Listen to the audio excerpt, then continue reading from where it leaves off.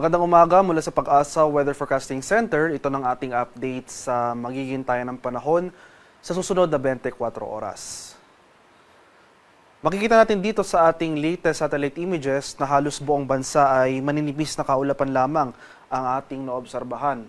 So nangangahulugan na yung easterlies o yung mainit na hangin galing sa karagatang Pasipiko ang umiiral sa buong Pilipinas. Kaya for the next 24 hours, magpapatuloy itong generally fair weather sa buong bansa maliban na lamang sa mga tsansa ng isolated rain showers or thunderstorms, lalong-lalo na dito sa silangang bahagi ng Pilipinas. At sa kasalukuyan, wala pa naman tayo monitor na low pressure area o anumang sama ng panahon na maaring maging bagyo sa mga susunod na araw.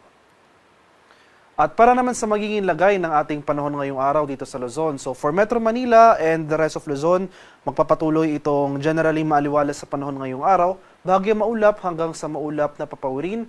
Sasamahan lamang yan ng mga biglaan at panandaliang pag-ulan na dulot ng thunderstorms, especially nga dito sa eastern section. Maximum temperature forecast para sa luwag ngayong araw, posibleng umabot ng 32 degrees Celsius. 34 degrees sa Tuguegarao at 23 degrees Celsius sa Baguio City.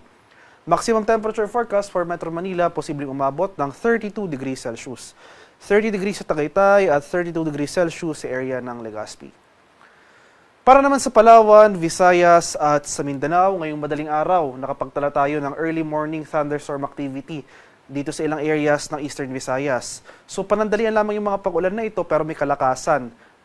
Pero hindi natin ito inaasahan na magtatagal ng buong araw. So for Palawan, Visayas, and Mindanao, for today, magpapatuloy rin itong generally fair weather conditions.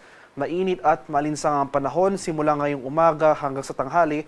Pero pagsapit ng hapon hanggang sa gabi, nandiyan pa rin yung mga tsansa ng mga usual late afternoon to evening na mga thunderstorms. Kaya magdala pa rin po tayo ng pananggalang sa ulan.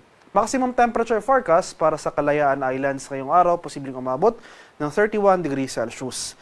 32 degrees sa Puerto Princesa, 32 degrees Celsius sa Iloilo, 31 degrees sa Cebu at 32 degrees sa Tacloban City. Maximum temperature forecast for Cagayan de Oro ngayong araw, posibleng umabot ng 31 degrees Celsius. 33 degrees sa Davao at 34 degrees Celsius sa bahagi ng Zamboanga. Sa kalagayan naman ating karagatan, walang gale warning na nakataas at banayad hanggang sa katamtamang pag-alon ang mararanasan sa malaking bahagi ng ating bansa. Gayunpaman, iba yung pag-ingat pa rin sa ating mga kababayan na maglalayag sapagkat kung meron tayong offshore thunderstorm activity, ito yung mga pag-ulan sa ating mga dagat baybayin.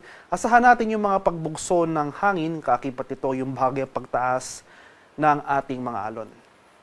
At para naman sa ating weather outlook sa mga susunod na araw, simula bukas, araw ng Martes hanggang sa Biyernes this week.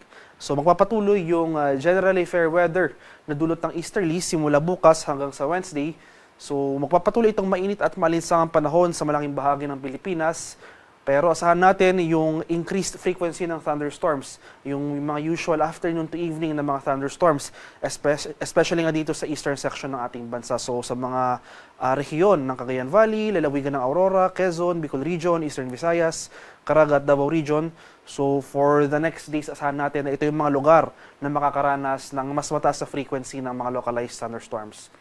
Pagsapit naman ng Thursday to Friday, asahan natin na makakaranas tayo ng mataas sa tsansa ng mga kaulapan at mga kalat-kalat na pag-ulan, pagkulog at pagkilat dito sa eastern sections ng Northern and Central Luzon. So sa mga areas ng Cagayan Valley at Aurora, from Thursday to Friday, asahan po natin na posible buong araw, makulimlim na panahon na ating inaasahan.